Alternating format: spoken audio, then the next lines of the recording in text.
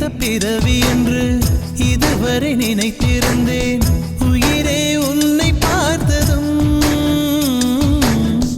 உலகே புதியதானதே. என்னை படைத்த அந்த தெய்வம், என்னை சுமந்த அந்த தெய்வம், இவை இரண்டும் உந்தன் கண்ணில் பார்க்கிறேன். பருவங்கள் ஓடிப்போம், உருவங்கள் மாறிப்போம். உன் மீது கொண்ட காதல் உயிரையும் தாண்டி வாழும். சொன்னதெல்லாம் இனி நடக்குமா? நடக்கும் நடக்கும், நான் கூட சொல்கிறேன். அழகே பிரம்மனிடம் மனு கொடுக்க போயிருந்தேன், நீ என் மனைவியாக வேண்டும் என்று.